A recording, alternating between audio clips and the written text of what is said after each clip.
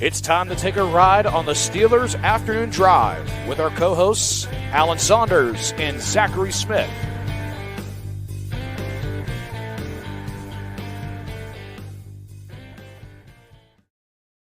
Get in the van. We're going for our Steelers Afternoon Drive. I'm Zachary Smith. That is Alan Saunders. Alan, I say afternoon, but yeah, more like evening. This specific one, if you're looking at your, my bad. If you're looking at your watch when this episode gets uploaded and you're like, what in the world's going on? Yeah, don't do a double take. It's a little bit later for us, but all good. We're still here, still putting out an episode, so no harm, no foul. Alan Tomlin Tuesday today. We're going to dive into a lot to come out of that. Obviously, I think the big questions on everybody's mind are probably going to be injury related. So as usual, I guess we could start there, and let's start with the one that maybe can let people breathe a little bit, and that's DK Metcalf, who had to stay overnight in Baltimore, fly back on his own the following day due to the stomach issue when he boarded the flight, just out of precaution, stayed the night in a Baltimore hospital. Tomlin kind of, made it seem like it wasn't much of anything, so that's obviously good news. Yeah, I mean, strange, I don't know, update, non-update, said, he got hit in the stomach during the game. They gave him some stomach medicine. He felt like he was okay, kept playing, obviously, played really well. And then, when he was getting on the plane, didn't feel right. Just a precautionary thing. Sounds like he's going to be fine to play this week. I don't know if there's a diagnosis, what it is. Tomlin didn't share that, but good to hear because he is completely unreplaceable. So that's good news. Absolutely. Let's go through this laundry list and see if we can shed some light on any of this. The one that doesn't need much light shed on is Calvin Anderson, who's already rolled out with a knee injury. But what I will say is, early in the week, last couple of times, Derek Harmon has been rolled out very early in the week. That is not the case this week. Could we see Derek Harmon back in the fold? Yeah, I think cautiously optimistic about Derek Harmon and Kyle Duggar. I think both of them will have a chance to play this week. Harder to say about the three guys in the concussion protocol: Darnell Washington, Malik Harrison, and Andrews Pete. But I think you could see both of those guys, Duggar and Harmon, back this week. And man, would Harmon be a big deal, especially against the Miami offense that is like kind of humming right now. Like I had kind of written this game off as being competitive as of 5 or 6 weeks ago, but they've been on a little bit of a run. We'll see if Devin Achane is going to play, but I think he's supposed to. The big part of it, yeah. Yeah, and he's been doing really well lately. I mean, I think most of their turnaround has been their defense has been playing a lot better, but I mean, 100 yards a game difference with Harmon versus without against the run. That's one of the most mind-blowing stats I've ever seen. And you're talking about a 4-game sample. It's not like it's one. Yeah. For as important as Harmon obviously is to this run defense, as evidenced by the numbers, Devon Achane is the straw that stirs the drink for the Miami offense, especially on the ground. Mike McDaniel, for all the pass happy stuff because of having Jalen Waddle and Tyreek Hill for so long when that Miami offense was having success. Like McDaniel really known for what he did with the run game in San Fran and his ability to really bring those Shanahan type concepts over and how good that aspect of his offenses were. And Achane is a heck of a player. I think he's going to play. McDaniel made it seem like it was out of an abundance of caution for him to not go back in that game with the rib issue, but obviously to monitor it. But also when you think about Pittsburgh, middle of December, look at the results that Tua has had in cold weather, I think they would want to lean on the ground game regardless. So that's kind of, to me, the way that I was looking at this thing. And it is a much different Miami offense than what we were looking at early in the season. And I kind of feel like you're witnessing McDaniel grow up as a head coach a little bit. They're leaning into what they're good at instead of the things that he has done. They're a ball control and defense team right now. They are undefeated this year when they give up 21 or fewer points. And that's what they've done in 5 of their last 6 games to go on this little run. 10 against the Falcons, 13 against the Bills, 13 against the Commanders, 17 against the Saints, 10 against the Jets. Outside of the Bills, I understand that's not the world's most dominant competition. They did give up 28 points to the Ravens in there, but I don't like if you told me that the Dolphins were having a late season renaissance based on running the football and playing good defense, I would assume that Mike McDaniel had either gotten fired or was in a coma. Like, because I didn't think he was capable of that kind of reinvention. On a 4-game win streak right now, do you think that this last month or so has potentially saved his job there? I do. I mean, I still have big questions about his like fit as a leader of men as the head coach of a football team, but like it's pretty hard to argue with the results here. Like I think you got to bring him back. What about those guys, getting back to the injury stuff real quick, because I know we got away from that for a second, but those guys that are kind of like in the middle of this whole thing, like guys that were banged up in game, Keanu Benton, James Pierre, Skoranek, Y.A. Black. What about the issues with those guys? Expect all of them to play. Don't see any issues to hold them back. The one I would question maybe is Skoranek. Just because more so the ability to play receiver though, right? Like they need to play special teams. But if he can't play receiver, would they still dress him? I guess is a question. I don't know the answer to at this point. I mean, the way Tomlin talked about him and Carson Bruner's contributions on special teams, if he can still bring that aspect of it despite not playing receiver, I mean, he might get a helmet.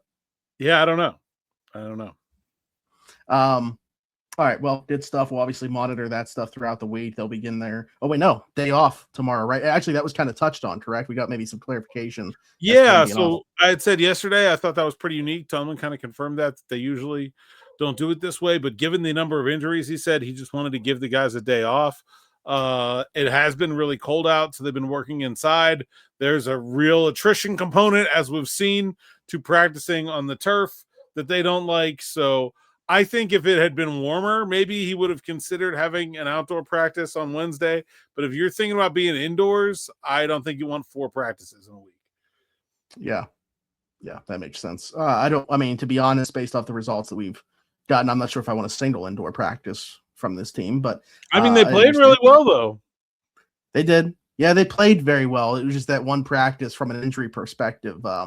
They really got banged up, and I'm having kind of like that people are going to have a problem with me saying GIF instead of GIF of the war flashbacks thing. So if they have another indoor practice, that's probably going to be me until we get on the other side of it. Anyways, we were talking about helmet stuff with Ben Skoranek. Could he still get one if he's not going to be able to play receiver? Let's talk about the helmets real quick that we're getting at receiver last week. What did you make of him having to say Scotty Miller got the helmet over Roman Wilson due to being able to be a backup punt returner? It's pretty much what I assumed. He can also be a backup gunner if you need him to. Although Roman can do that job too. But I think that's what you're balancing, right? Is like Roman's a better backup receiver. Is the special teams value that Scotty Miller could provide more valuable? I think when you look at like Roman kind of being like wide receiver 5 in the game, it's pretty much, it doesn't matter either way. Like if he had been dressed, he probably Scotty get 2 snaps, 1 snap, like 3. Yeah, I mean, I think, and one of them was pushing on the tush push. So yeah, who cares who's out there doing that? So like I just think it's a thing that people. That said, he did only play 1 special teams snap. So yeah, I guess the argument could be if you didn't even need him for special teams. But you weren't going to use Roman anyway. Like what? I mean, that's what difference does it make? So I know you're saying you could understand it. Is that decision that you would have also made then? I just don't think it matters. I mean, I flip okay. It could. Yeah. It's just, whatever. I don't think it doesn't do him any good to dress and stand there and not play. It's not like that's better. So whatever. What about, real quick, I do want to touch on this. I know that not much is said here. You mentioned that before we started this, but I know that he talked about James Pierre and Dylan Cook. James Pierre, obviously more so from like a story perspective and how cool it is to see a guy doing this now in year 6, kind of becoming one of the main stories for this team, one of the feel-good stories. But then Dylan Cook too, maybe flown under the radar, didn't see game action for quite a bit, was thrust into action with the Andrus Peat injury in game. And then, like we mentioned on here, actually played quite well when he had to. Yeah, I thought he pass blocked really well. I thought the whole offensive line played really well, to be honest. I mean, I know that's a front that's really struggling, but man, I was impressed with the way they played that game. Yeah, in general, the pass blocking was very good for sure. And I think honestly, like you got to feel really good. I mean, outside of the left tackle spot, I know that there's still some up in the air. Like even if Broderick were healthy, I think we'd be still having that conversation a little bit. But like just where this offensive line is right now, from Sayamalo over to the right side, I think you got to feel really good about. Sayamalo's playing really well too.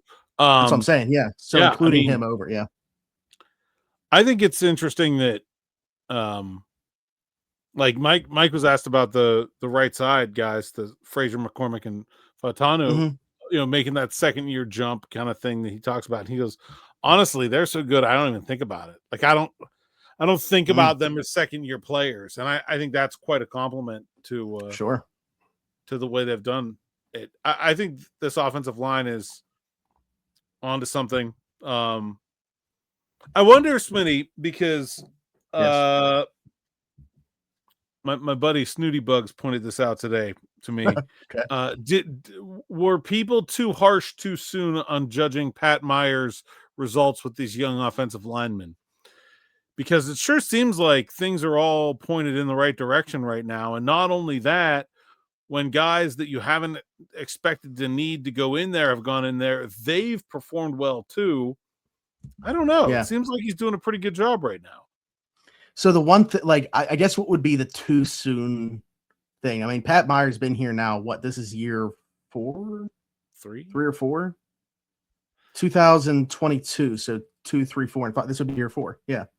So he came in at 22. So I guess my question is, what's too soon? And also, like, I would say, reiterate something I know that we had a conversation about here on the past in terms of Pat Meyer. I've actually never really, the one thing that I thought was definitely a strength of his was being able to get like replacement level or higher play out of guys you maybe wouldn't think, such as Dylan Cook. But I think that early on, at least, there was Myron McCollum last year. Mason McCormick when he's thrust in. Mason McCormick's playing above. Yeah. As a 4th round rookie, though, like when he had to play last year, you didn't think zero expectations, and he did really well. Sure. I think that, the question was his ability to get the top end talent to play like top end talent, and probably fair or not attaching the development of Broderick Jones right at his hip. So however Broderick Jones came along was probably going to be directly a reflection of Pat Meyer more than anything else. But to that same point, then why wouldn't you say the same thing about the growth of Troy Fautanu, the other 1st round tackle on the other side, which has been very well. So he's playing very well. So I mean, good point. He definitely deserves flowers. Fautanu was definitely less of a development project coming in. Also, there was definitely a lot less coaching required there. But like, I just think the whole idea of deciding whether Pat Meyer is a good or a bad coach based on whether Broderick Jones works out is just a flawed idea. Like sometimes guys are just not what you thought they would be, and it's not because of anything a coach did or didn't do.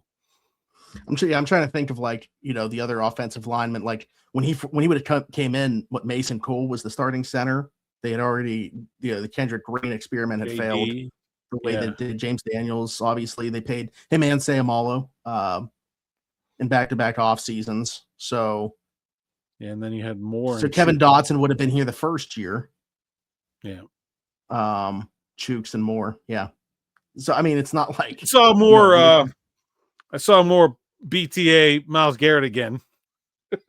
Oh yeah, I wasn't even thinking about that matchup with Tennessee and Cleveland. It's just the funniest thing in the world that's a thing. I don't know. Hey, styles make fights, right? Great guy. Yeah. I mean, I'm very happy for him to move on and have some success. But it's just very funny that's. I mean, Garrett did have. I think he's playing better in Tennessee than he was to earn that contract, like the level play he had in Pittsburgh to earn the contract that he got. So I actually think it's kind of in reverse to the way it typically goes. Like he's actually playing to the level of the contract that a lot of people thought was a bad one. It was a rocky start. I think he gave up 2 sacks in the opener. But it's been much better lately. I agree with that. And that's one, like, offensive line is so much like a fit, comfort, melding together thing. It's a lot of times good offensive line, when you put them in a different situation, they struggle at first a little bit. And I'm not saying Dan Moore's great. I'm just saying Yeah. you're not going to play up to your potential the first time you're in a new scheme with new teammates. There was one thing yesterday that I wanted to kind of expand upon our thoughts, because I know we mentioned it in post game, but a couple people did bring this up, and I want to talk about it. That's the unction movement that was taking place at receiver, with who was in, who was out. We obviously already talked about Roman, but bringing in Adam Thielen, getting MVS a helmet this past week. And do you think that the results, regardless of those guys not getting a bunch of touches or volume or anything like that, they definitely ate into the snap share? I mean, Adam Thielen played second most snaps amongst the receivers. Whether it's from a comfort perspective, opening things up for other guys, just like those guys understanding the little details it takes to play with Rodgers, maybe more than Roman Wilson still does at this point. Like, what was it, do you think, if anything, that was allowed the passing game to maybe thrive, or was it just coincidence that was the case? Like I said, post game, I feel like maybe there was an impact in practice. That Rodgers said that. I didn't see anything out there that was happening on the field that showed me like these guys were making a huge difference. I don't think the Ravens defended them differently than they would have if it was Roman and Scotty out there. So I don't really ascribe to any belief about like schematically, matchup wise. I would have to see them do something to feel like that was a part of it. But if they came in and elevated the practices this week with experience and professionalism, and that was something that brought everyone else's game up, I guess I can buy that. Mm-hmm.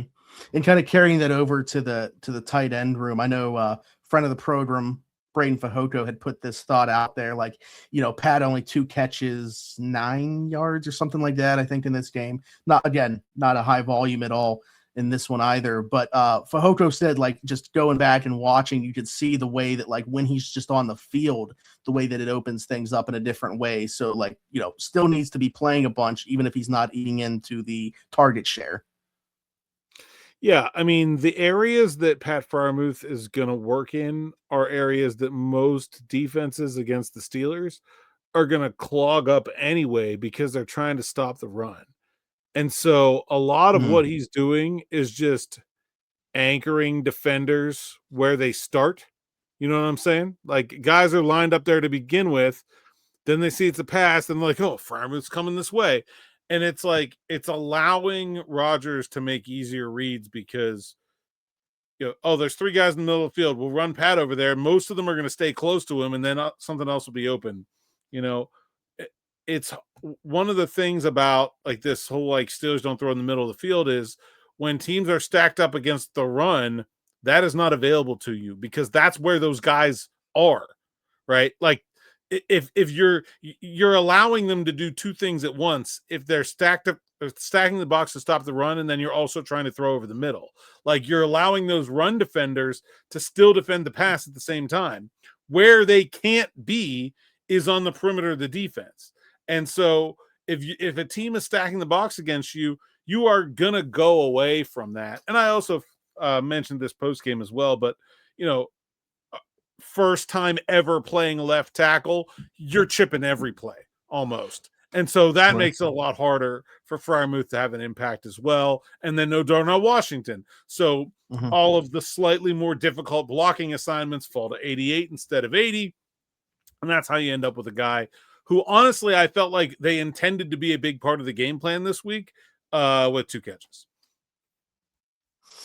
And I thought played pretty well going back and watching too, especially in the blocking game. Had a nice seal on the Kenny Gainwell touchdown, but yeah, it was just a different role than what I think that we envisioned coming into this one. All right, I want to spend time talking about Mike Tomlin. Obviously, he spoke today, but not necessarily in that respect. I want to talk about something that he said that I thought was super interesting, and also just like, again, something else that he was asked about, and you could just see like nothing going on, like had no clue that it had happened. And just curious to get your thoughts on that and how that plays into just his overall mindset.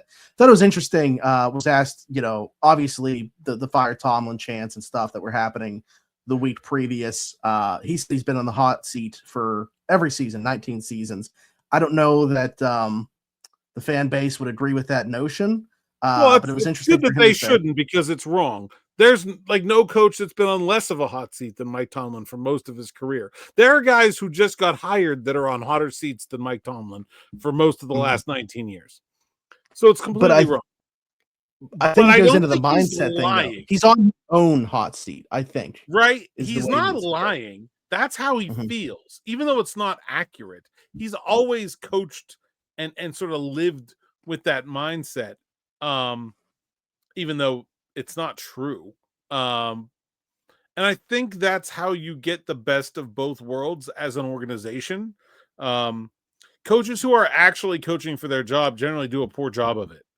Like, the idea that you should have these razor sharp consequences all the time is actually false. Like, you're better off having a coach with a leash, right? But then it's important to find the right personality that isn't going to take advantage of that leeway that's given also. And I think that's worked pretty well for the Steelers with Mike Tomlin.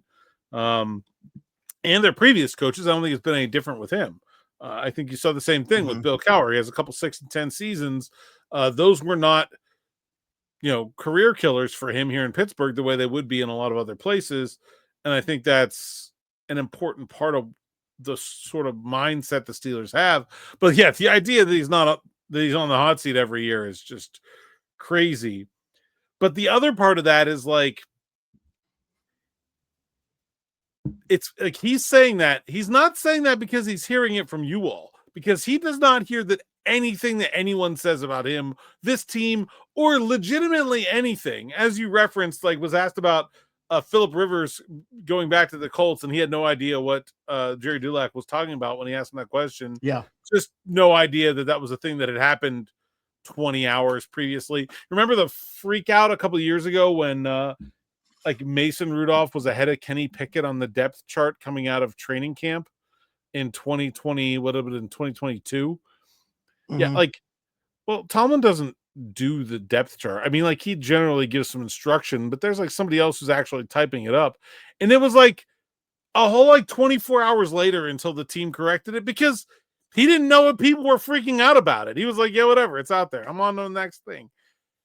Smitty, I would wager 5 years of salary that he's never read a word I've written about him. And I've been covering the team for 7 years. It's just he's not paying any attention. So when the fans are out there chanting "Fire Tomlin" on a couple weeks ago, in my mind, that's one of the very few times in his career where he's actually been forced to be confronted by someone's opinion about him or his team, because it does not happen on a regular basis otherwise. So that's kind of the part that I want to lean into, because like I said, I feel like the hot seat comment was about an internal one that he has himself on more than anything else. And I just think that that's super interesting. You said, of course it is. That's just the way that he is. And I that's the part that I want to lean into. In all avenues, how have you kind of seen that play out through the course of covering him, that you feel is a good example maybe to pull and talk about here? Or is it just in general, it's just easy to tell that this is the way that he is? It's just all focus internal. Well, okay. You know how sometimes at a press conference, somebody will ask a question that's about something that's down the road, or about something that's maybe a little bit hypothetical, or something that's just not in the of the present moment, and they'll get a short reaction or a snide comment. Do you know what I'm talking about? You'll get one of those I'm not worried about that right now kind of answers. Even when he's not at the podium and he's not Coach Tomlin, he is just that guy that is hyper locked in on the thing that is directly in front of him. There is no big picture thought in that man's mind. That is the general manager's job. He is locked in on whatever is going on right now. I think it was the year they drafted Pickett at the Senior Bowl, like there was like a conversation offhand. And it was like somebody asked something about something that didn't matter, just like I don't know, how's the weather or something like, man, I'm just locked in on looking at these quarterbacks right now. Like, it doesn't matter what he's doing. Like, he's just singularly focused on that. And I think when you're wired that way, you're very, very keenly aware of your wins and losses. Like, there's no big picture mindset, take a step back to take a step forward in that man. It doesn't exist. And so I think he's always been that way. I think he's always kind of felt, and he alluded to this, I believe it was in his interview on the Pivot a couple of years ago. I think he's always sort of felt that he didn't belong in this job, that he's been, he was a guy who did not have a long resume when he got it. And that was something that was always going to be held against him. And I'm not sure he's ever gotten out of that mindset. I think he still coaches and acts like how old was he when he took over? 32-year-old or whatever. The 32-year-old guy with 1 year as a defensive coordinator that just constantly has to prove himself. Like, I don't feel like he's ever been a different guy in that regard.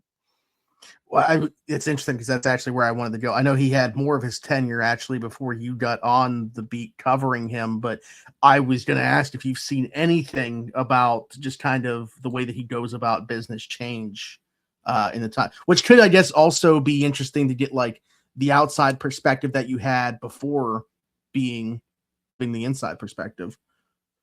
I think the thing that's changed is the type of relationships he has with the players. He is, and I talked about this morning, really good at forming relationships with everyone around him. He's the kind of person that when you're around him, he is able to make it feel like you have a connection to him, maybe even when you really don't. But everyone comes away from an interaction with Mike Tomlin thinking, oh, wow, he really knew a lot about me. He really was interested in me. He really liked me. Like, I don't know if it's true or not, but that's like the way he is able to build those relationships. And, but I do think the character of those relationships has changed a lot. Like, when I see him react with Ryan Clark, and when I see him interact with like Vince Williams and those guys who were like almost his peers when he came into the head coaching job, like, that is just very different than the relationships that he has with players now. It's not bad. It's just, you can tell that there's a difference there. I think there kind of has to be some like evolution just because of like the evolution of human beings, you go right? From like bro to uncle dad. Like, that's what happens. Yeah. Something else that you said there though that I wanted to ask about, because I didn't plan on it, but something you said there about like singularly focused and not thinking big picture. I think the interesting part of that though is like, we know how much of a hand he has in big picture stuff for the Steelers. So like, how does that dynamic work, do you think? Or like, what's your opinion of that? If you feel like that is the case where his mind is not on big picture stuff right now. So like, how does he have such a role where he has so much influence in big picture stuff if he's not focused on big picture stuff? I think in general, his role in big picture stuff is a bit overstated. I don't think he's formulating strategy at that level. Cap spending, long-term draft trends, contract allocation. Like, I think he leaves that all to the general manager that he's working with. I think it's one of the reasons why he's never been a coach, even though he certainly had enough success in his career that he could have fought for. He's never been a coach that wanted the full control of the organization. He's never wanted to be Bill Belichick and wear every hat and make every decision. I think he's been pretty aware of the fact that like, he needs other people to be working on that stuff that he's not thinking about when he's not thinking about it. And then when it's time to go to the Senior Bowl and look at quarterbacks, someone will have already done a whole heck of a lot of the work, and he's going to sit there and go, we want Simpson, not Sellers. Right. But there's like a whole like point of lead up to that is being done by other people to get the team in a position where the season's over and the conversation is going to go, okay, Mike needs to go to Senior Bowl and look at quarterbacks. Like that having that other part of the operation for me is really key to him. And it's why I do think people don't pay enough attention to the influence his general managers have had on the organization. And I think that change in operation from Kevin to Omar that have been so obvious that it should really make it clear how much influence that position really does have on the big picture strategy for this team. And I, as you were kind of talking there too, it kind of like put a thought in my head. And the example I'll use is the way that the secondary was built this year, because I do think that like that was largely in Mike's image. But like to that point, being so focused on what he sees right now, he could take that from last year, see what he thought needed to happen. And although it failed this year, obviously, being so singularly focused on the season and what he was watching take place on a week-to-week basis is why he made that choice to build the secondary in the way that he did. So like, obviously it can be involved in big picture things, just more so in the off season and when there's not games being played to focus on. I mean, I think if you want to make like a good analogy, like Tomlin is Patton, not Eisenhower. Like he doesn't want to be the one back at headquarters directing the whole battle. He wants to be the guy out there getting the job done.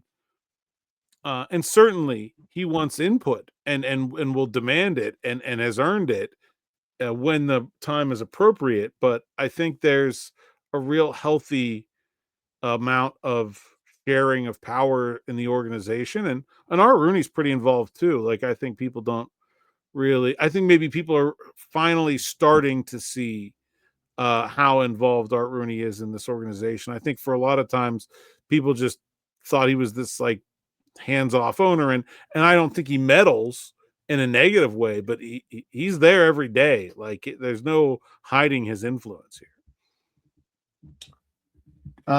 Speaking of the influence part, before we get out of here, because a lot of different conversations have taken place about this, to that point about Art Rooney II and people putting a lot of blame on Kevin Colbert, which we have obviously for like those last few draft classes. But I want to get your perspective real quick, or thoughts, or if you have, obviously inside information that you feel like can be put out there on exactly how the selection of Kenny Pickett was made. Mm-hmm. Because just different things that I've heard. Like, so I'll say this and then you can tell me, am I right or am I wrong? Basically, the way that it was said to me was Art Rooney II was largely behind that selection and said, didn't want to pass like my family had done on another great Pittsburgh quarterback, just like Dan Marino. I mean, he literally said that on the night of the draft. I don't know that he made a decision against the will of other people, but I know that was his opinion and then he made it clear. I don't know how much. So it could have been everybody wanting to make it, and that was like very much signing off on it. Or it could have been other people that were ambivalent, right? And said, I think we could take either of these guys. If that's why you want this one, fine. I've never gotten it's funny. I'm sure there are strong disagreements between Mike Tomlin, Omar Khan, and Art Rooney about things from time to time. There have to be. It's just like it would be unbelievable if there weren't. But you're not going to get any of those guys to let a crack in that armor ever. Yeah. And so, and really, while there are other people with opinions, those are the only ones that matter. And so I know that Art Rooney was very strongly for drafting Kenny Pickett. Did it happen over the objections of others, with the sort of silent approval with others, or with the stated approval of others? I don't know. Okay. All right. Good stuff. Was just curious on, I've heard a lot of different things. So curious your perspective. And I got to admit, like, I think that was I thought that was a good draft pick. I don't think that was some super poor decision. as an organization. I think I was actually team Malik Willis. I just didn't think he'd be I there. was too. I would have preferred to have him. If you let me make the pick, I'm picking Malik Willis there at 22. But I don't think it was some sort of awful choice without the benefit of hindsight. I think handcuffing him to Matt Canada was an awful choice. I think they did not expect him to be there. Canada was supposed to be able to try to get a Mitch Trubisky offense to work. And when the game became develop a quarterback, I don't think he was the right guy for the job, and I think they should have made a change. Pulled the plug much sooner. Yeah, what's the saying? Pick a struggle. You can't have Matt Canada and Kenny Pickett. Pick one of them. You can't have someone who does not know what they're doing lead someone who does not know what they're doing. That is a recipe for organizational failure. It's fine to have people in your organization that don't know the job yet, that are learning, that are developing. In a salary cap league, it's almost essential that you're going to have some people somewhere that are developing on the fly. But you can't have multiple of those people together in a chain of decision-making without things going really poorly. Can't have multiple people not knowing what they're doing together. And yet, Alan, we somehow continue to do this podcast. So, you are really good at podcasting. That was why I picked you, because I didn't know what I was doing. I intentionally sought out, hey, this guy's been doing this for a long time, and his podcast is pretty freaking good. Let's see if I can latch onto that. Every once in a while, I make a joke, knowing that the audience probably will, just to get it out there to make sure I was the one to say it, and they can't get me. I got myself. Anyways, great stuff as always. Excited to keep the conversation rolling this week. No practice to talk about with the day off tomorrow, but we will definitely come up with a good conversation. Still have a podcast as long as you guys are okay with it. And if you're not, we're still going to do it anyway. But Alan, until then, tell the people they can find you. Hey, Saunders, _PGH on X, Instagram, TikTok, and Blue Sky. PGH Steelers Now site's account, SteelersNow.com. Go there, read the words, sign up for SN Plus. We'll have notes from the road from Baltimore tomorrow. Still working on that one. I'm not feeling great about it at the moment. I will get to feeling great about it before I publish it because I love those. But I have all day tomorrow, so maybe I'll tinker a little bit longer. And click on the membership tab on the top right, get yourself signed up. It's less than $5 a month, and it really not only does it get you the best content, access to our SN Plus live stream, which is coming up on the 29th at 6 p.m. with me, Smitty DB, and maybe some others, but also it just is an absolutely vital part of what we do. I'm making plans to do a lot of traveling in the early part of this offseason, thinking Shrine Bowl, thinking Senior Bowl, thinking Super Bowl again. I might do them all because I'm sick in the head like that, but I want to have the best possible draft content for you guys. And that requires being able to lean on those subscriptions coming in every month. And that's awesome that we have you guys. So we really appreciate it. Anyone can subscribe, hit that bell for notifications here on the YouTube channel. That's free. And it really helps us grow this show and all the rest of our shows to bigger and bigger audiences. And Smitty, the number keeps... We got nothing. Because we hit it 17,100. So oh God. Yep. Dead on the nose. Yeah. Yep. Yeah. We got nothing for you. The old double zeros. Yeah. So it's just very, very much thank you for allowing us to hit that number, but unfortunately no game today. Yeah. So let's just keep that number growing. That's all we can really say about it. Again, hit us in the comments, leave us some thoughts, your questions for future episodes. Get to those, of course. If you're listening somewhere else, Apple, Spotify, wherever your podcast from, we are there. Just search Steelers Afternoon Drive. Subscribe, leave a 5-star review, and you can ask questions and comment on there as well on the individual platforms, which is really cool on the individual podcasts. So you can do that as well, and we'll be sure to check those going forward. And then you'll find me everywhere, Zachary Smith, PGH, for Alan Saunders and myself. Thanks for jumping in. Take another ride on the Steelers Afternoon Drive.